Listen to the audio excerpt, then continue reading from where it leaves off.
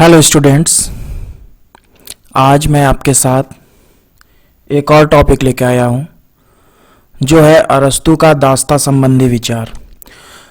बहुत सारे academic exams में, एमए में और बीए में ये टॉपिक है अरिस्टोटल को लेकर के, और मेनली अरिस्टोटल के स्लेवरी को देखा जाता है। तो मैंने ये नोट्स बनाया है स्लेवरी से रिलेटेड। जो स्टूडेंट्स नोट्स लिखते हो कृपया नोट्स लिखा करो कॉपी में, ताकि टॉपिक अच्छे से क्लियर हो, आपको याद हो। ठीक है। अगर हम लोग स्लेवरी की बात करें यानी कि दास्ता की बात करें, तो दास्ता का इतिहास जो है वो बहुत पुराना है। ये जो दास्ता की जो प्रथा थी ये आपका मेनली स्टार्ट हुआ था मेसोपोटामियन और सुमेरियन सिविलाइजेशन में। ठीक है, मेसोपोटामियन और आपका सुमेरियन सिविलाइजेशन में ये दास्ता संबंधी चीज स्टार्ट हुआ था, और ये जो है सो आपका 6000 से 2000 बीसी तक के टाइम पीरियड में स्टार्ट हुआ था। ठीक है, 2000 बीसीई के टाइम पीरियड में स्टार्ट हुआ था, जो कि आपका मेसोपोटामियन और आपका सुमेरियन सिविलाइजेशन का आपका टाइम है। और अभी के एस्पेक्ट में अगर बात करें तो ये जो मेसोपोटामियन और सुमेरियन सिविलाइजेशन था वो आज के समय में ईरान और इराक जहाँ पर है वहाँ पर था। ठीक है, आई होप समझ में आया हो आप लोगों को। आगे बढ़ते हैं। तो अरस्तू के बारे में अगर हम लोग देखें तो अरस्तू के बारे में जैसे हम लोग जानते हैं कि इनका जन्म जो है वो 384 बीसी में हुआ था, और डेथ जो है वो आपका 322 बीसी में हुआ था। ठीक है, और ये मेनली जो है सो ग्रीस के रहने वाले थे। ये आपका बेसिक अरस्तू के बारे में। तो हम लोगों ने स्लेवरी के स्टार्टिंग को देखा कि दुनिया में स्लेवरी कहाँ से स्टार्ट हुआ, बहुत पुराना इतिहास था। उसके बाद अरस्तू के जन्म और मृत्यु को देखा, और हम लोगों ने देखा कि अरस्तू रहने वाला कहाँ का था, तो मेनली वो ग्रीस का रहने वाला था। और एक बात कि अरस्तू के जो गुरु थे वो थे प्लेटो जो थे वो अरस्तू के गुरु थे, लेकिन बाद में जो है सो अरस्तू ही जो थे वो प्लेटो का क्रिटिसाइज किए थे हर जगह से। ठीक है, तो अभी तक अगर आपने मेरे चैनल को नहीं सब्सक्राइब किया है तो मेरे चैनल को सब्सक्राइब करो, वीडियोस को लाइक जरूर करना, कमेंट जरूर करना कि आप किस कॉलेज किस यूनिवर्सिटी से ये वीडियो देख रहे हो, और ज़्यादा से ज़्यादा स्टूडेंट्स से ये वीडियो शेयर करो। ठीक है, आप सुपर थैंक्स भी मेरे को दे सकते हो और मेरे चैनल को ज्वाइन भी कर सकते हो फ्यूचर के लिए। चलिए, जो बच्चे नोट्स लिख रहे हो नोट्स लिखना कृपया करके। ठीक है, और वीडियो से अगर बेनिफिट मिलेगा तो सब्सक्राइब जरूर करना, लाइक जरूर करना, कमेंट जरूर करना कि कहाँ से आप देख रहे हो। भूमिका की अगर बात करें तो ईश्वर ने विश्व का सृजन किया है, उसने दास और स्वामी के विभेद को नहीं किया है। इस धरती पर मनुष्य बालक के रूप में पैदा होता है, उसका विकास होता है और अंत में ब्रह्म में विलीन हो जाता है। दास प्रथा यूनानी समाज का एक अभिन्न अंग था। अरस्तु एक यथार्थवादी और वैज्ञानिक विचारक होने के नाते दास प्रथा पर प्रकाश डालना अपना कर्तव्य समझा। ये इम्पॉर्टेंट पॉइंट है, जो भी आपके एमए के स्टूडेंट है या जो पीसीएस की तैयारी कर रहे हैं, यूपीएससी या यूजीसी की, तो उनके लिए इम्पॉर्टेंट है कि अरस्तु जो था वो यथार्थवादी और वैज्ञानिक दोनों विचारक था। ये बहुत बार एग्जामिनेशंस में जो है वो आया है। तत्कालीन यूनानी नगर राज्यों का सामाजिक, आर्थिक और राजनीतिक जीवन दास प्रथा पर आधारित था। अरस्तु के पूर्व एल्सिडेमस और एंटीफोन जैसे सोफिस्ट विचारक दास प्रथा को चुनौती दे रहे थे। चारों तरफ से दास मुक्ति की करुणा आवाज आ रही थी, यूनानी सभ्यता की नींव हिल रही थी। अरस्तु ने इसका जवाब देना अपना कर्तव्य समझा। जैसा कि दास प्रथा जो है, दास प्रथा अरस्तु जो है सो सपोर्ट करते हैं इसको। ठीक है, स्लेवरी को सपोर्ट जो है वो आपका अरस्तु करते हैं, एरिस्टोटल करते हैं, एक आपके थॉमस एक्विनास वो करते हैं, और एक आपके जॉन लॉक। ये तीनों जो थिंकर्स हैं, ये तीनों थिंकर्स जो है वो स्लेवरी को सपोर्ट करते हैं। आगे बढ़ते हैं। अरस्तु ने व्यवहारिक दृष्टिकोण के साथ साथ सैद्धांतिक दृष्टिकोण के कारण भी दास प्रथा का समर्थन करना आवश्यक समझा। वह जिन सिद्धांतों के आधार पर राज्य की रूपरेखा तैयार करना चाहता था, उसके लिए दास प्रथा का रहना आवश्यक था। श्रेष्ठ व्यक्ति राज्य में अपने व्यक्तित्व का विकास कर सके, इसके लिए उसे अवकाश चाहिए था। ठीक है, दास प्रथा का मेनली विकास कैसे हुआ था? दास प्रथा का विकास का मतलब है कि जिसके पास मान लीजिए ब्रेन है, ठीक है, जो कि मानसिक एक्टिविटी कर सकता है, वो शारीरिक एक्टिविटी नहीं कर सकता है, वो मानसिक एक्टिविटी करता है, तो उसको काम करने के लिए उसके और भी जो शारीरिक काम है वो दास से करवाता था। जैसे रोटी बनवाना, बाहर का सामान लाना, ये सब लाना, वो सब काम जो है सो दास कर देता था। और वो जो है सो क्या काम करता था? वो मानसिक विकास का काम करता था। वो पढ़ाई लिखाई में करता था, इंटेलेक्चुअल्स जितने भी प्रोफेशंस थे उसमें वो लोग भाग लेते थे। तो दास जो था परंपरा, वो मेनली जो है व्यक्तित्व का विकास करने के लिए लोग दास को लाते थे, ताकि उन्हें कुछ समय मिले अपने व्यक्तित्व के विकास के लिए। ठीक है, दास वर्ग स्वामी को अवकाश प्रदान करता है, जिसके आधार पर स्वामी वर्ग श्रेष्ठ जीवन की प्राप्ति करता है, और इसके साथ ही वह राज्य के प्रशासन में खुलकर भाग लेता है। प्लेटो ने अपने ग्रंथ रिपब्लिक में दास प्रथा की मीमांसा नहीं की है, लेकिन उसने अपने अंतिम ग्रंथ लॉज में आदर्श राज्य की आर्थिक व्यवस्था को दास वर्ग पर ही आधारित बताया है। ठीक है, प्लेटो के अगर बुक की बात की जाएगी तो प्लेटो का बुक आपका एक रिपब्लिक और एक आपका लॉज, ये दो बुक प्लेटो का याद रखिएगा। और एरिस्टोटल का बुक का अगर बात किया जाएगा तो सबसे फेमस बुक इसकी एरिस्टोटल की है, पॉलिटिक्स। ठीक है, इस पॉलिटिक्स को जो है सो याद रखिएगा, एरिस्टोटल की बुक। जितना भी स्लेवरी का सिद्धांत है वो आपका पॉलिटिक्स जो बुक है आपकी एरिस्टोटल की, उसी में है। आगे बढ़ते हैं। नेक्स्ट हम लोग Aristotle fundamental ideas of slavery देखते हैं। दासता पर अरस्तु का मौलिक विचार। बहुत अच्छे इजी वे में लैंग्वेज में मैंने नोट्स बनाया है, तो कृपया आप लोग सपोर्ट करो। बेनिफिट मिले तो चैनल को सब्सक्राइब करो। आप लोग सब्सक्राइब नहीं करते हो चैनल को, और स्किप करके वीडियो मत देखा करो, पूरा वीडियो देखा करो।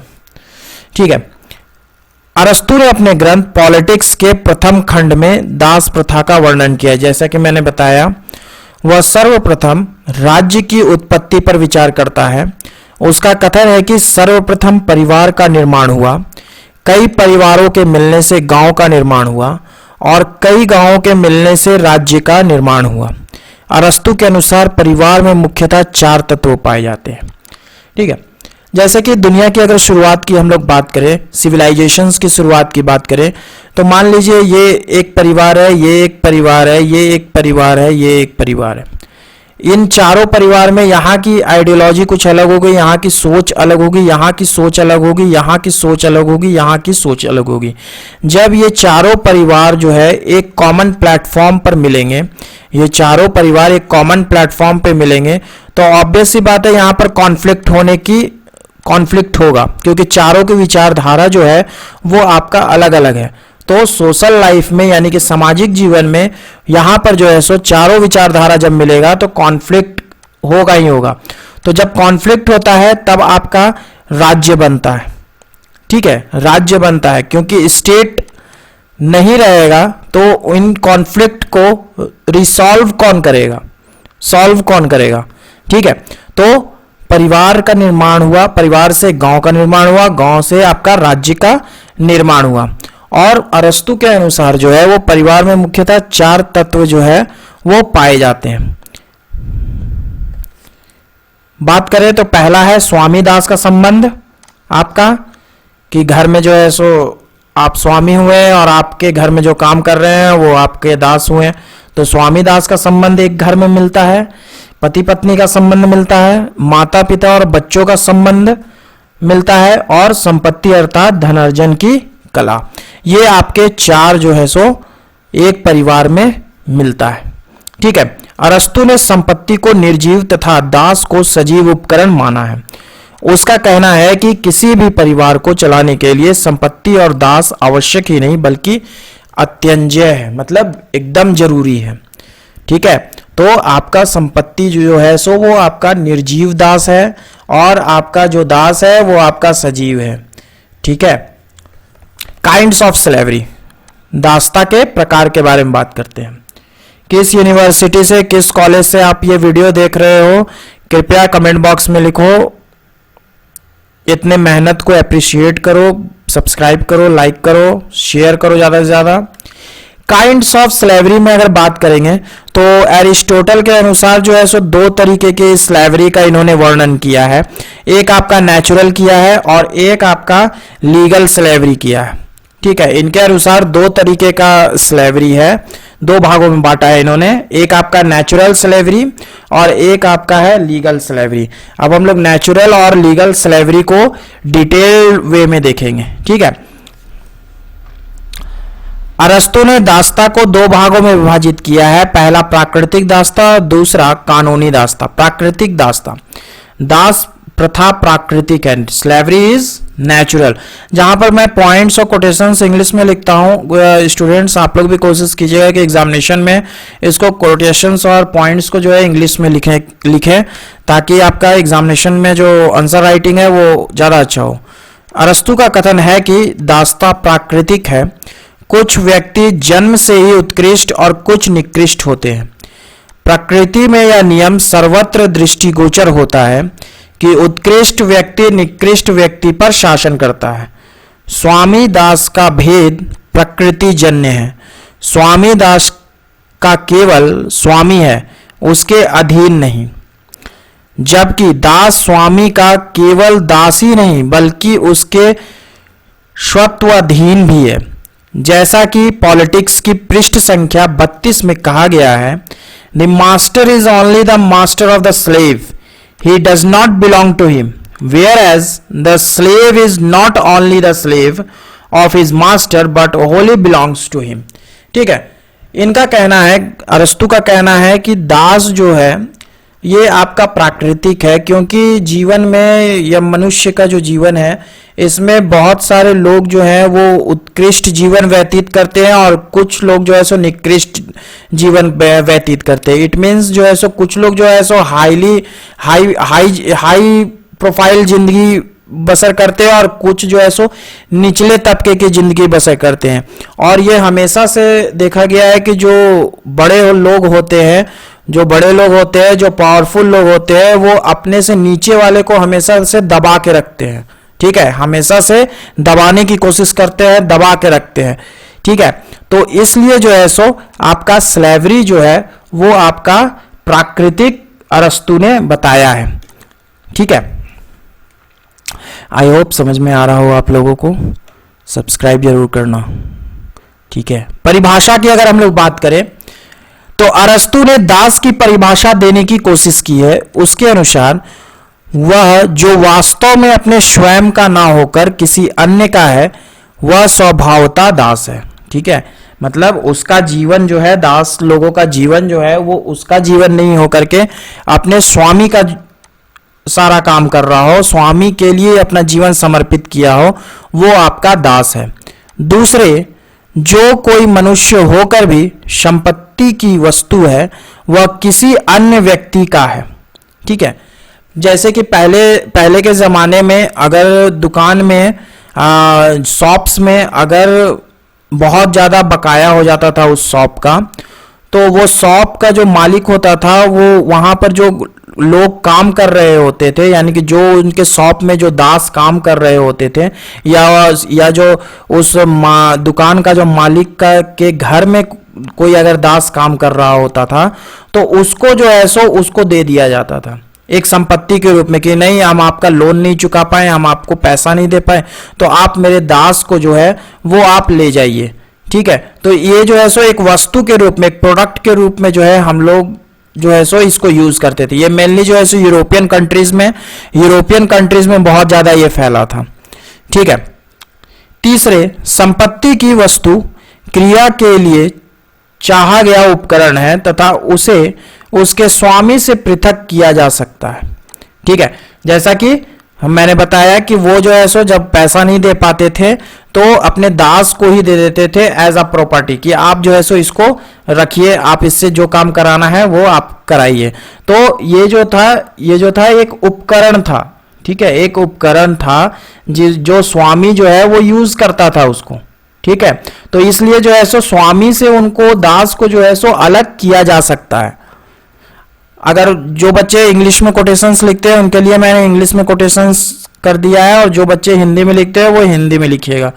ठीक है, बहुत सारे बच्चे कह रहे थे कि इंग्लिश में कोटेशंस हमें चाहिए, तो इंग्लिश में मैंने कर दिया है।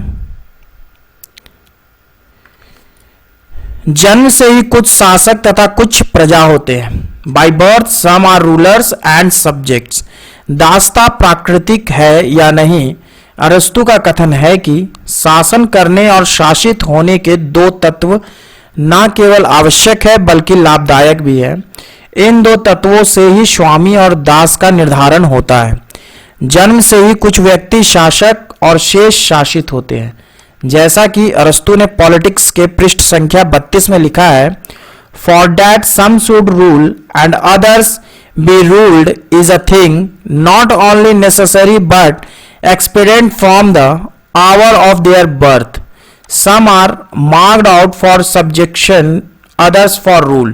ठीक है, जैसे कि अगर बर्थ से अगर हम लोग बात करें तो कुछ देखेंगे कि बहुत लोग जो है सो आपका प्रजा में आपका जन्म लेते हैं, और बहुत सारे लोग जो है सो शासक वर्ग में जो है सो जन्म लेते हैं। तो जो शासक वर्ग में जन्म लेते हैं तो ऑब्वियस सी बात है कि पहले जो सिस्टम थी वो राजतंत्रात्मक शासन की सिस्टम था, जहां पर राजा का बेटा जो है सो शासन करता था, उसका राजा का बेटा वो शासन करता था। तो ऑन दैट केस जो है सो अगर शासक वर्ग में वो जन्म लिया है तो वो रूल करने के लिए बना है, ऑब्वियस सी बात है। और अगर कोई जो है सो प्रजा या फिर किसी और जात में या फिर गांव में पैदा लिया है तो उस पर जो है सो वो राजा जो है, वो शासक जो है वो रूल करेगा, वो जो है सो शासित होगा। ठीक है, पॉइंट्स को कभी भी एग्जामिनेशन में नहीं छोड़िएगा, पॉइंट्स जो है so as it is exam में लिखिएगा। ठीक है, अंदर का मैटर का कम लिख लीजिए लेकिन पॉइंट्स नहीं छोड़िएगा। फोर्थ पॉइंट बताते हैं, तो आत्मा का शरीर पर शासन, soul should rule over body. अरस्तु का कथन है कि जीवधारी का निर्माण दो तत्वों से होता है, आत्मा और शरीर। आंतरिक रूप से आत्मा का शासन शरीर पर होता है, अर्थात राज्य के ज्ञानी, गुणी और श्रेष्ठ व्यक्ति अज्ञानी, पापी, आत्मा वाले व्यक्ति पर शासन करते हैं।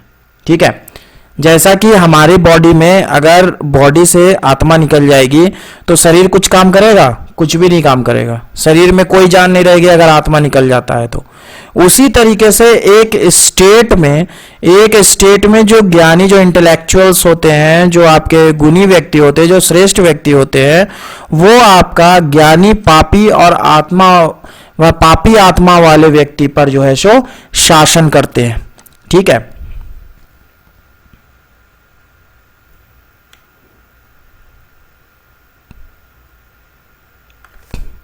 जैसा कि पॉलिटिक्स के पृष्ठ संख्या 33 में कहा गया है, and it is clear that the rule of the soul over the body and of the mind and the rational element over the passionate is natural and expedient. इसका आपको ऊपर में हिंदी वर्जन है, हिंदी वर्जन ऊपर से लिखिएगा, ये आपका इंग्लिश वर्जन है। ठीक है, नेक्स्ट आपका पॉइंट है, दासता बौद्धिक एवं नैतिक विकास के लिए आवश्यक है। बच्चों नोट्स जरूर बनाना, ठीक है, और पॉइंट्स को मिस नहीं करिएगा किसी भी स्थिति में। Slavery is necessary for intellectual and moral development. दासता बुद्धि संपन्न स्वामियों के लिए आवश्यक उपकरण है। विवेक और नैतिक गुणों के विकास के लिए अवकाश की आवश्यकता होती है। ठीक है, अगर बौद्धिक जो व्यक्ति बौद्धिक काम कर रहा है, मेंटल वर्क कर रहा है, और उसको बोलिएगा आपकी फिजिकल वर्क भी आप कीजिए, तो ऑन दैट केस उसका समय फिजिकल वर्क में अगर चला जाएगा तो वो मेंटल वर्क करेगा कब? तो इसलिए जो है सो स्लेवरी इंपॉर्टेंट है। जो बौद्धिक काम कर रहे हैं, जो नैतिक मोरल डेवलपमेंट कर रहे हैं, उनके लिए स्लेवरी इंपॉर्टेंट है। उनके पास अगर दास नहीं होगा, कोई और नहीं होगा फिजिकल उनके काम करने के लिए, तो वो फिर वो समय जो है सो नहीं दे पाएंगे, और वो जो है सो अपना नैतिक गुण और अपना बौद्धिक गुण जो है वो आपका विकास नहीं कर पाएंगे। ठीक है, दैनिक आवश्यकताओं और कार्यों से अवकाश मिलने पर ही कुछ किया जा सकता है। जैसा कि मैंने अभी बताया आपको कि जो दैनिक उनके काम होते हैं उसको अगर कोई और करेगा तब ना वो बौद्धिक विकास कर पाएगा, वो नैतिक विकास कर पाएगा। यही बात तो अरस्तु बोल रहे हैं। अधिकांश व्यक्ति नमक तेज के चक्कर में अपना समय बर्बाद कर देते हैं। दास स्वामियों को अवकाश देता है, वह स्वामी की सभी दैनिक आवश्यकताओं और कार्यों का संपादन करता है। अतः स्वामी निश्चिंत होकर अपना बौद्धिक और नैतिक विकास करता है। अब जैसे मान लीजिए घर में झाड़ू देने वाला कोई अगर रहेगा तो आप अपना शांति से पढ़ाई कीजिएगा। ठीक है, आपका समय जो है सो उसमें जाएगा।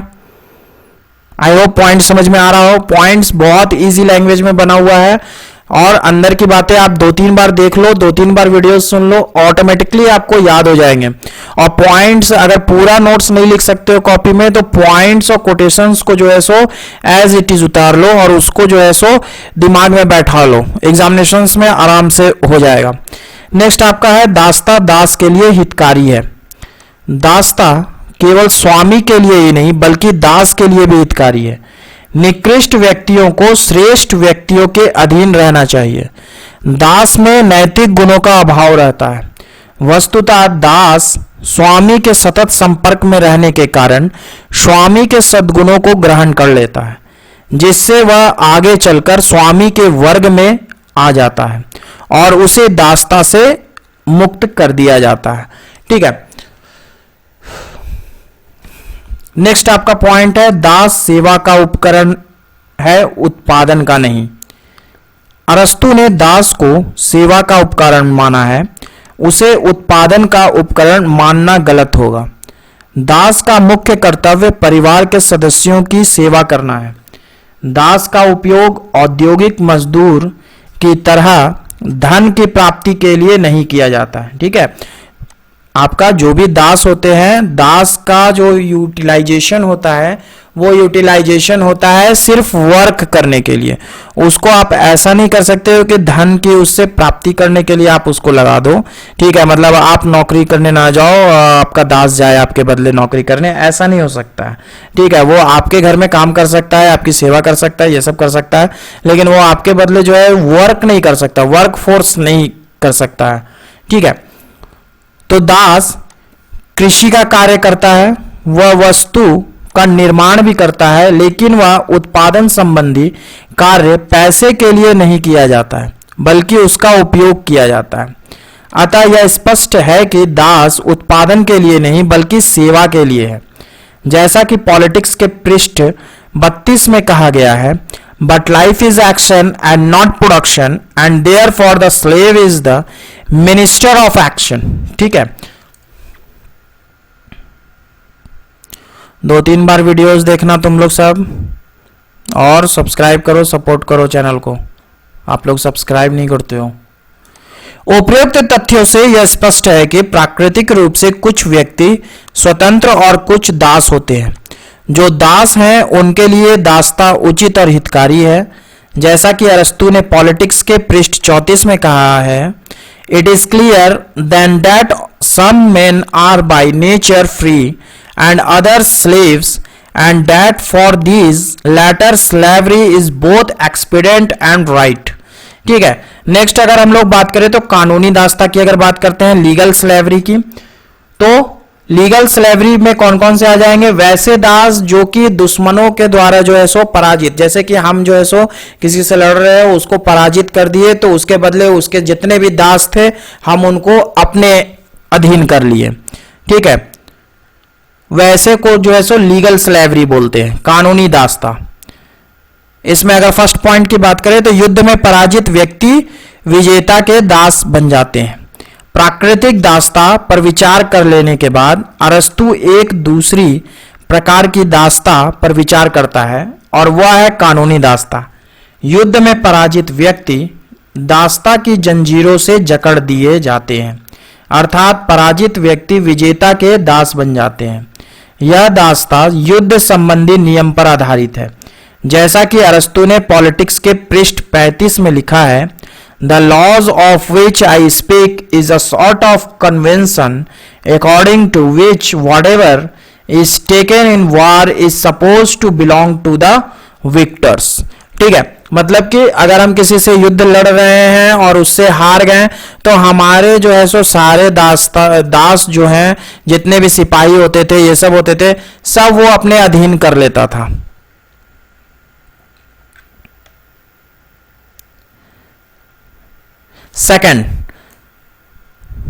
सेकंड सिद्धांत का खंडन, रिफ्यूटेशन ऑफ द प्रिंसिपल।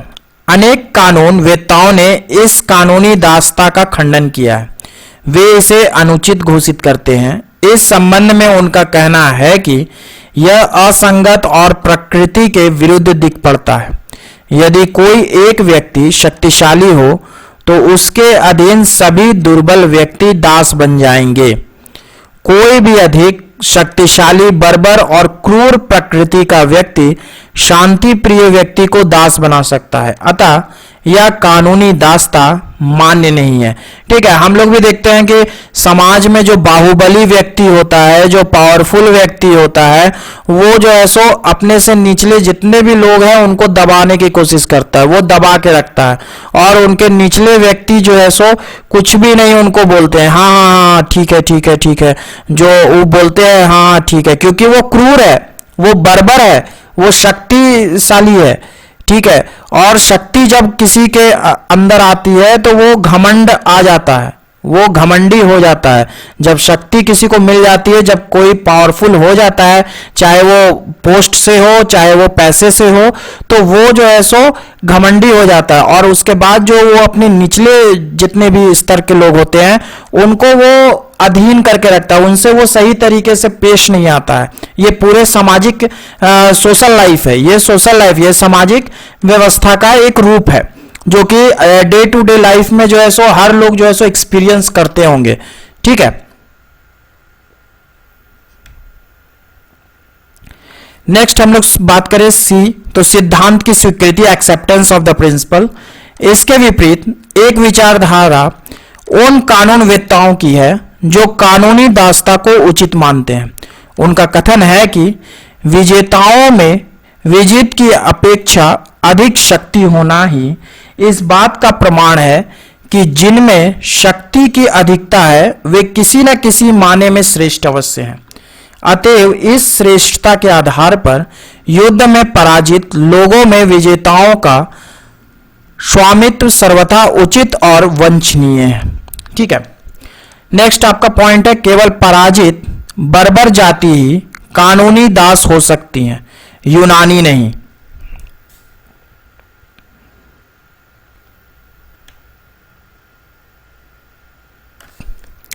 अरस्तु ने कहा है कि युद्ध में पराजित केवल बर्बर जाति ही कानूनी दासता की जंजीरों में जकड़ी जा सकती हैं, यूनानी जाति नहीं।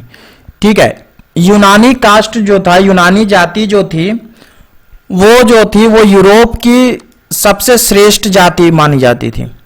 तो ऑन डेट केस अरस्तु ने कहा कि जो निचले तबके के जो बर्बर जाति के लोग हैं उनको ही कानूनी दासता के अंतर्गत जो है सो लाया जा सकता है। यूनान के जो अपर कास्ट के जो यूनानी लोग हैं, जो अपर कास्ट है वहां के, उनको जो है सो जंजीर में नहीं जकड़ा जा सकता, उनको एट लास्ट जो है सो छोड़ना ही पड़ेगा, उनको किसी तरीके का दास जो है वो नहीं बनाया जा सकता है। इसका यह तात्पर्य हुआ कि यदि यूनानी जाति युद्ध में पराजित भी हो जाती है तो उसे दास नहीं बनाया जाएगा, जैसा कि मैंने अभी बताया। यह अरस्तु का पक्षपातपूर्ण दृष्टिकोण है।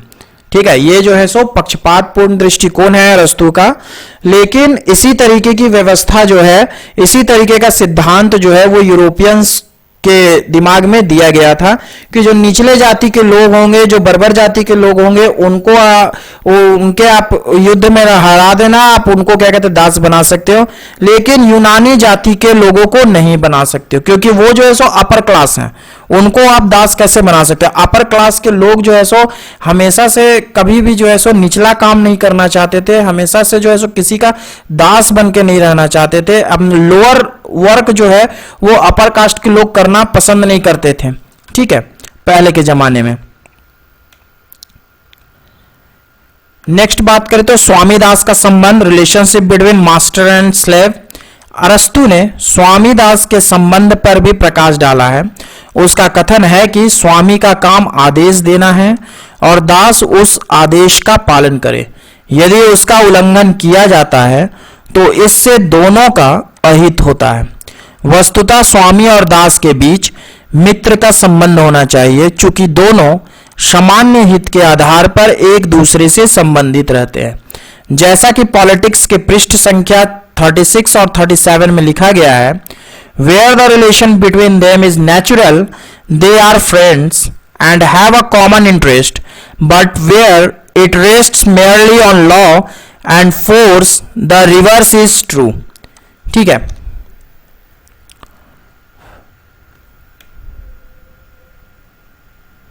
अब जो है सो मेरिट्स और डिमेरिट्स की बात करेंगे, स्लेवरी की आपका मेरिट्स और डिमेरिट्स की बात करेंगे। तो सबसे पहले हम लोग दास प्रथा के पक्ष में तर्क देंगे। बहुत बार जो है सो एग्जामिनेशंस में स्लेवरी के मेरिट्स और डिमेरिट्स को पूछा जाता है। तो सबसे पहले पक्ष में अगर हम लोग बात करेंगे इसके, तो पहला पॉइंट है आपका युग की आवश्यकता। ठीक है, प्रत्येक विचारक अपने युग का प्रतिनिधि होता है। प्राचीन काल से ही दास प्रथा यूनानी समाज का एक आवश्यक अंग था। वहां का श्रेष्ठ वर्ग दास के श्रम पर आराम की जिंदगी व्यतीत करता था। एल्सिडेमस और एंटीफोन जैसे सोफिस्टों ने दास प्रथा को अप्राकृतिक बताया। अरस्तु एक यथार्थवादी विचारक होने के नाते तत्कालीन युग की दास प्रथा का समर्थन करना अपना कर्तव्य समझा और इसीलिए उसने पॉलिटिक्स के प्रथम खंड में ही दास प्रथा पर विस्तार पूर्वक प्रकाश डाला है। उसने सोफिस्टों के विचारों का विरोध किया। उसका कथन है कि दास प्रथा मानव सभ्यता के चरम विकास के लिए आवश्यक ही नहीं बल्कि हितकारी भी है। ठीक है, अगर सर्वोच्च विकास करना है मानव को तो आपका दास रखना पड़ेगा, क्योंकि आपका टाइम जो है वो मैनेज करना पड़ता है। ठीक है, जो काम दास कर सकता है वो काम दास से करा ले, और इंटेलेक्चुअल वर्क जो बौद्धिक वर्क है वो व्यक्ति करे। ठीक है, उस युग की सबसे बड़ी आवश्यकता दास प्रथा की रक्षा थी, जिसका भार अरस्तु ने उठाया।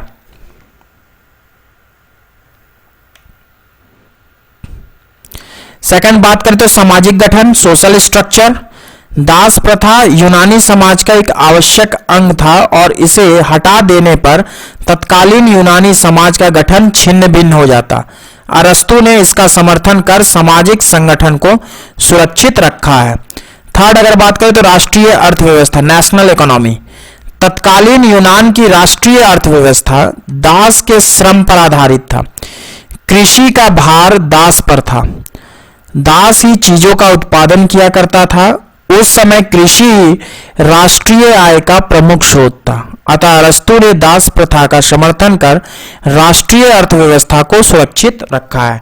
ठीक है, मेनली जो जितने भी काम थे वो आपका दास के द्वारा ही जो है सो करवाया जाता था। और पहले जो है सो सारे कंट्रीज जो थे वो आपका एग्रीकल्चरल बेस्ड थे। एग्रीकल्चरल, जैसा कि हम लोगों ने देखा कि जो भी पुराने की जो सिविलाइजेशंस थे, सभ्यता थी, वो मेनली जो है सो नदी पर बसता था, नदी के किनारे बसता था। नदी के किनारे सभ्यता क्यों बसता था? ताकि जो है सो एग्रीकल्चरल प्रोडक्शन को करने में जो है सो आसानी हो, नदी से तुरंत पानी मिल जाए और वहां का सॉइल जो है वो फर्टाइल मिलता था। तो इस वजह से कुछ भी लगाते थे तो वो प्रोडक्शन जो है वो ज्यादा होता था।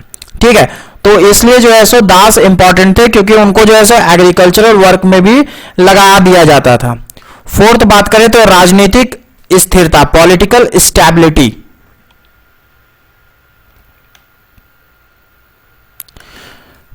तत्कालीन यूनानी नगर राज्यों का राजनीतिक जीवन भी दास प्रथा पर आधारित था। यदि दास प्रथा का समर्थन नहीं किया जाता तो संपूर्ण यूनान में राजनीतिक अस्थिरता उत्पन्न हो जाती। अतः अरस्तु ने दास प्रथा का समर्थन कर राजनीतिक क्षेत्र में कोई परिवर्तन नहीं लाना चाहा है। पांचवा है आपका व्यवहारिक आवश्यकता। अरस्तु का कथन है कि कुछ व्यक्ति जन्म और स्वभाव से ही शासक और शासित होते हैं, जैसा कि ऊपर भी हम लोगों ने देखा। स्वामी और दास का विभाजन प्राकृतिक गुणों के आधार पर होता है।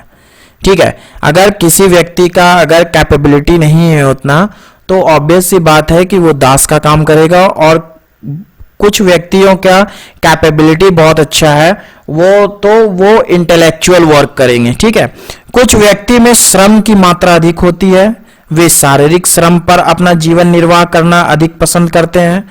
अतः निम्न कोटि के व्यक्तियों को श्रेष्ठ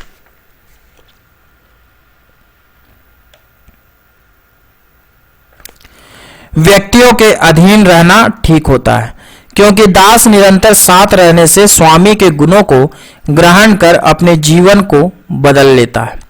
नेक्स्ट हम लोग क्रिटिसिज्म की बात करते हैं, क्रिटिसाइज करते हैं। मेरिट्स को हम लोगों ने देख लिया, अब हम लोग डिमेरिट्स के बारे में बात करेंगे। ठीक है, तो विभिन्न आलोचकों ने अरस्तु की दास प्रथा की आलोचना की है, जो निम्नलिखित है। पहला, दास परिवार का केवल सजीव उपकरण नहीं। ठीक है, slave is not merely animate instrument of family. अरस्तु ने परिवार को मानव की आदि संस्था माना है। उसका कहना है कि परिवार में स्वामी दास, पति पत्नी और माता पिता तथा बच्चों का संबंध रहता है। उसने स्वामी दास के संबंध की सर्वप्रथम विवेचना की है, जो अनुचित एवं असंगत लगता है। सर्वप्रथम परिवार में पति पत्नी का संबंध होता है, उसके बाद माता पिता और बच्चों का, और अंत में स्वामी दास का संबंध रहता है।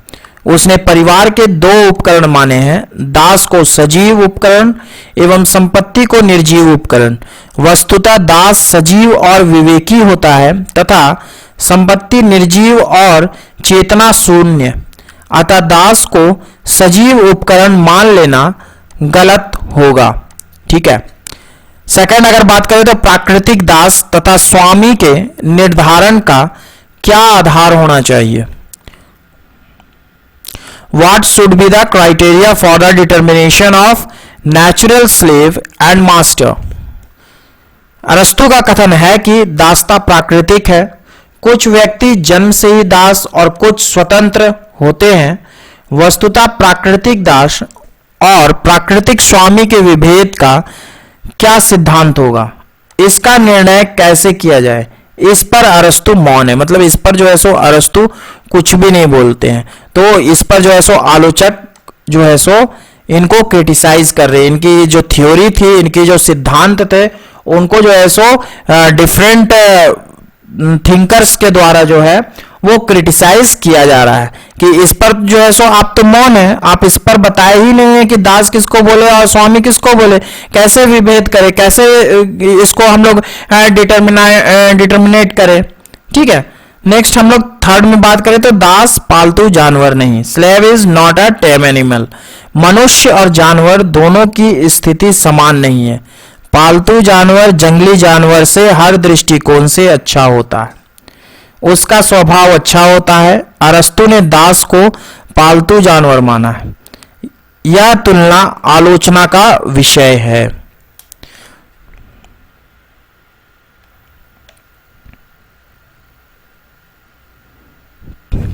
नेक्स्ट फोर्थ देखते हैं, दास शारीरिक और स्वामी मानसिक रूप से शक्तिशाली।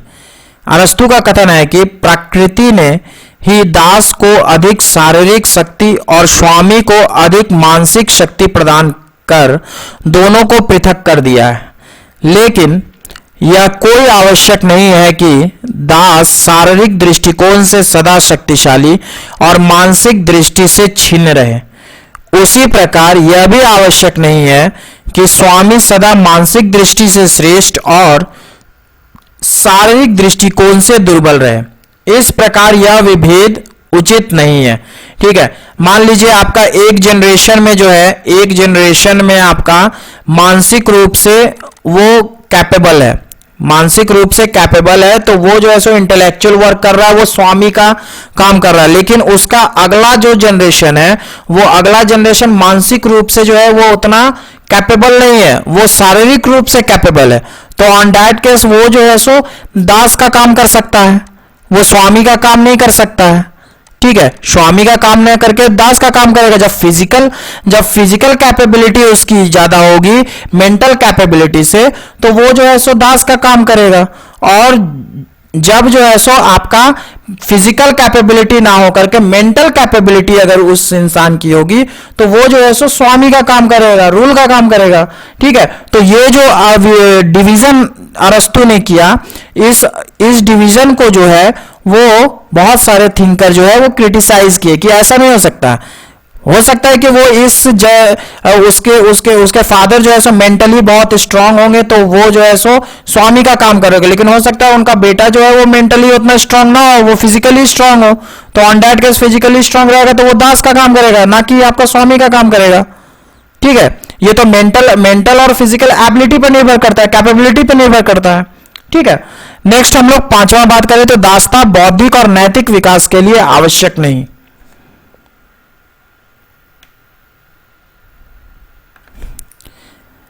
अरस्तु का कथन है कि बौद्धिक और नैतिक गुणों के विकास के लिए स्वामी को पर्याप्त समय चाहिए। दास उसके सारे कार्यों का संपादन कर उसे पर्याप्त अवकाश प्रदान करता है, जिससे स्वामी अपने बौद्धिक और नैतिक गुणों का विकास कर पाता है। आलोचकों का कथन है कि महात्मा बुद्ध, महावीर, ईसा मसीह जैसे महापुरुषों ने बिना दास की सहायता से दैवी, मानसिक और नैतिक गुणों का विकास किया। अतः इस दृष्टिकोण से भी दास प्रथा गलत है। ठीक है, नेक्स्ट है छठा पॉइंट, दासता विलासमय जीवन का आधार है। Slavery is the basis of luxurious life, कि आप कुछ काम ना करो, आपका दास सारा काम करता है। ठीक है, आलोचकों का कथन है कि दास विलासमय जीवन का एक अच्छा माध्यम है, उसका स्वामी आलसी और निकम्मा बन जाता है। दासता पूंजीवाद, राजतंत्र, कुलीन तंत्र, धनिक तंत्र और सामंत प्रथा की उपज है, जिसका अंत आवश्यक है। एक भाई दासता की जंजीरों में जकड़ा आंसू बहाता रहे और दूसरा अट्ठास करे, यह मानवता के लिए एक कलंक है। इट मीन्स एक भाई जो है सो दास बना हुआ है और एक भाई जो है सो स्वामी बना हुआ है, लग्जरियस लाइफ जी रहा है। तो ये जो है सो अगर ह्यूमन के रूप में देखेंगे तो आपका एक कलंक का रूप है। नेक्स्ट सातवां पॉइंट, केवल पराजित बर्बर जाति ही कानूनी दास हो सकती है, यूनानी नहीं। इस पर हम लोगों ने पक्ष में भी देखा था तर्क, अब क्रिटिसाइज में देखते हैं। तो अरस्तु का कथन है कि केवल बर्बर जाति ही कानूनी दास हो सकती है। यदि यूनानी जाति युद्ध में हार भी जाती है तो उसे दास नहीं बनाया जा सकता। यह अरस्तु के जातीय अहंकार का बोध होता है और उसका दृष्टिकोण पक्षपातपूर्ण है। ठीक है, इससे जो है सो जातीय अहंकार हो जाता है कि हम जो है सो सुपीरियर हैं, हम बड़े जाति के लोग हैं, तो हम लोग जो है सो क्यों दास का काम करें, हम लोग क्यों जो है सो निचला काम करें। जो निचली जाति के लोग हैं वही लोग निचला काम करें, भले ही वो जो है सो मानसिक रूप से उतने स्ट्रांग नहीं है, वो फिजिकली रूप से स्ट्रांग है कि दास का काम करेंगे, नीचे का काम करेंगे, लेकिन भी उनके दिमाग में एक जाति रूपी प्रथा जो है वो उनके दिमाग में विकसित कर गई है कि हमारे जनरेशन्स में जो है सो दास का काम क्यों करेगा, वो स्वामी का ही काम करेगा, इंटेलेक्चुअल्स काम ही करेगा, भले ही उनके पास मेंटल एबिलिटी, मेंटल कैपेबिलिटी ना हो, बुद्धि ना हो। ठीक है, शरीर खूब बड़ा है, बुद्धि है ही नहीं। ठीक है, तो वो जो है सो मानसिक रूप का कार्य जो है सो बौद्धिक कार्य कैसे कर सकता है, वो जब भी करेगा तो दास का काम करेगा, फिजिकल एक्टिविटीज ज्यादा करेगा। ठीक है, तो ये जो है सो अरस्तु का एक जातीय अहंकार का बोध होता है, इससे जो है सो जातीय अहंकार का बोध होता है अरस्तु का। नेक्स्ट आपका आठवां पॉइंट है, दास स्वामी का मित्र नहीं हो सकता। Slave can not be the friend of master. अरस्तु ने स्वामी दास के संबंध पर कहते हैं कि दोनों में मित्र का संबंध होना चाहिए।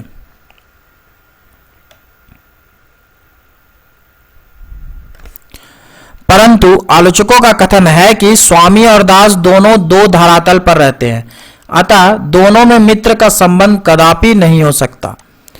नेक्स्ट आपका 9वां पॉइंट है प्रजातंत्र के विरुद्ध, अगेंस्ट डेमोक्रेसी। अरस्तु ने दास संबंधी विचार प्रजातंत्र के विरुद्ध है। प्रजातंत्र का आधार स्वतंत्रता और समानता है। अरस्तु ने इसकी उपेक्षा की है और प्रजातंत्र के सुनहरे स्वप्न को समाप्त किया है। ठीक है, ऑब्वियस सी बात है, अगर हम लोग डेमोक्रेटिक आइडियोलॉजीज की बात करें, डेमोक्रेटिक आइडियाज की बात करें, तो हमारे जो है सो फंडामेंटल राइट्स मिलते हैं। फंडामेंटल राइट्स जो मिलते हैं उसमें सारे मानव के लिए जो है सो समान अधिकार है। किसी भी जाति, किसी भी धर्म के आधार पर किसी भी तरीके का कोई भेदभाव नहीं है। सबको स्वतंत्रता है, सबको समानता है, कोई किसी के अधीन नहीं है। ठीक है, नेक्स्ट 10th पॉइंट बनाते हैं। तो क्या स्वामी दास पर निर्भर है? Is not master dependent on slave?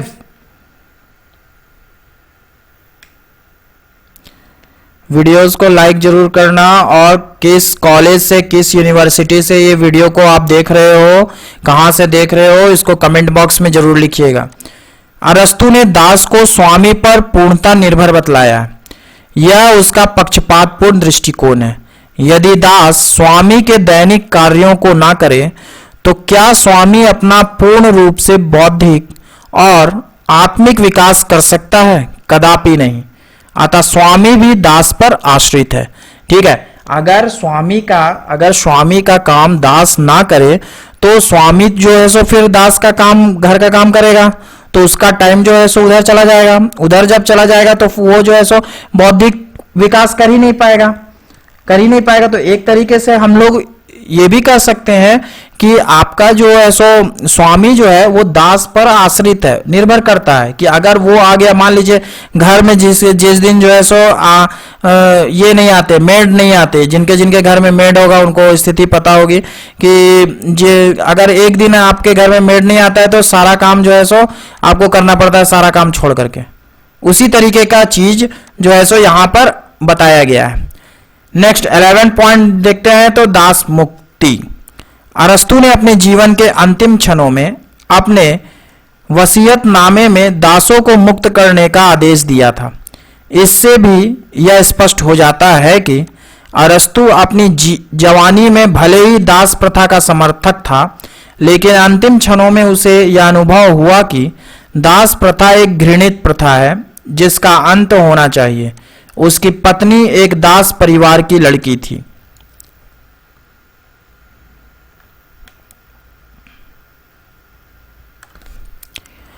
W.D. रोज का कथन है कि अरस्तु ने संपूर्ण मानव जाति को दो भागों में बांट दिया है, स्वामी और दास, जो प्रशंसनीय नहीं है।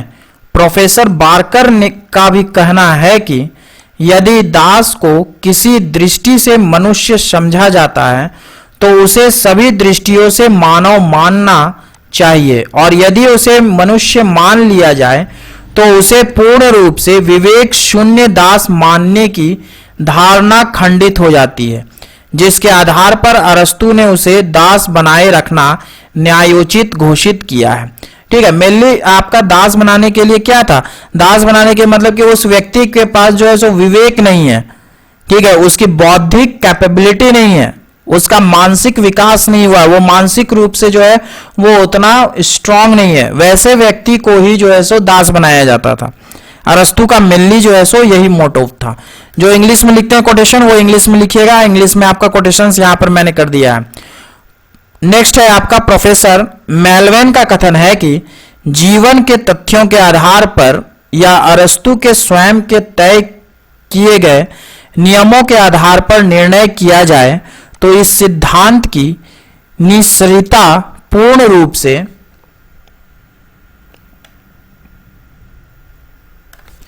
दृष्टिगोचर होने लगती है। 2 से 3 बार वीडियोस देखना, ऑटोमेटिकली सारे चीज जो है सो दिमाग में बैठ जाएंगे। ठीक है, नेक्स्ट आपका है थियोडर गॉम्ब्रेज का कहना है कि यूनानियों को छोड़कर पूरी मानव जाति गुलामी के लिए अभिशप्त थी और जाहिर तौर पर यह हमेशा के लिए थी। ठीक है, ये जो कोटेशंस बहुत सारे प्रोफेसर्स का और थिंकर्स का मैंने दिया है, इसको बीच बीच में एग्जामिनेशंस में जो है सो लिखना, जो आपसे हो पाए, जो आपको याद हो जाए आसानी से, जिसको आप लिख पाओ, और कोशिश करना कि इंग्लिश कोटेशंस को लिखने की, ताकि जो है सो आंसर ज़्यादा अच्छा हो। आप लोग सब्सक्राइब नहीं करते हो, सब्सक्राइब करो चैनल को, सपोर्ट करो चैनल को, बहुत मेहनत लगती है। नेक्स्ट, कंक्लूजन की अगर बात करें तो अरस्तु के दास्ता संबंधी विचारों की जो भी आलोचना की जाए, पर यदि उसका मूल्यांकन उस युग की परिस्थितियों की कसौटी पर करें तो अरस्तु की दास प्रथा खरी उतरती है। ठीक है, जैसा कि हम लोग देखते हैं कि कोई भी सिद्धांत बनता है, कोई भी थ्योरी बनती है, तो वो जो है सो उस समय के सिचुएशन, टाइम के आधार पर बनती है, और टाइम के आधार पर और सिचुएशन के आधार पर बनती है कि उस समय जो है सो आपका सिचुएशन उस देश में कैसा है, उस आधार पर जो है कोई भी सिद्धांत बनता है। तो जिस समय हम लोगों ने देखा अरस्तु का जो जवानी का समय था, उस समय उसने दास प्रथा का सपोर्ट किया, लेकिन जब वो बुढ़ापे में आ गया तो वो दास प्रथा को जो है सो घृणित चीज मानने लगा। ठीक है, तो ये जो है सो टाइम और सिचुएशंस की बात होती है कि सिचुएशन के हिसाब से जो है सो लोग जो है सो बदल जाते हैं। ठीक है, उस समय की सामाजिक, आर्थिक और राजनीतिक व्यवस्था उसी पर आधारित थी।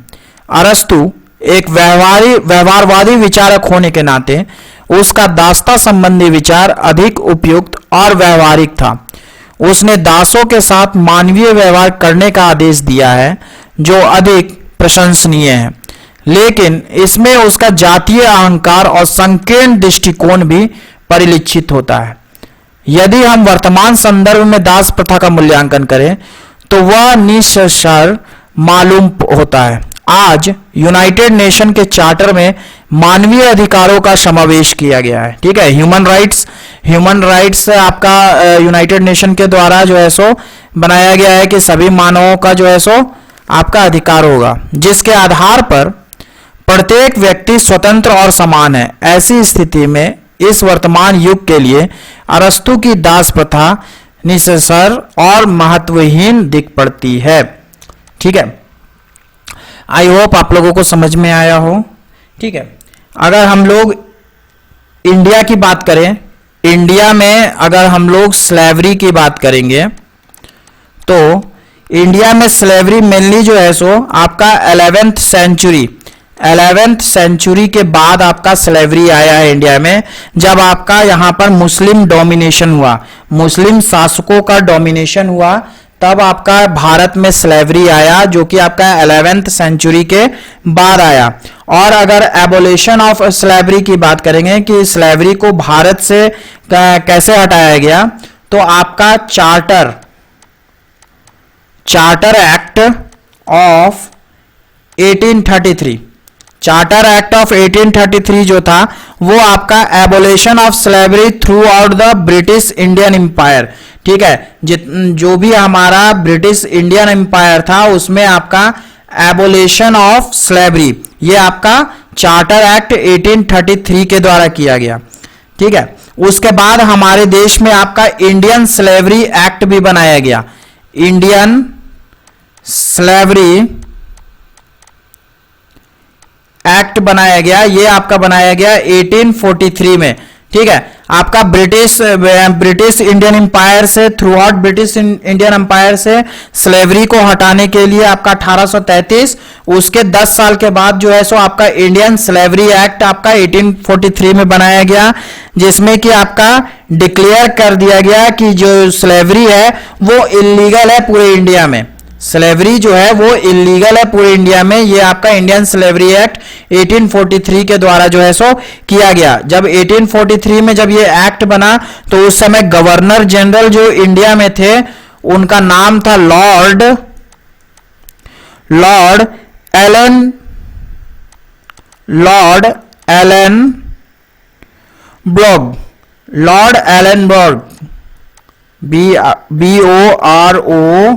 BROUGH।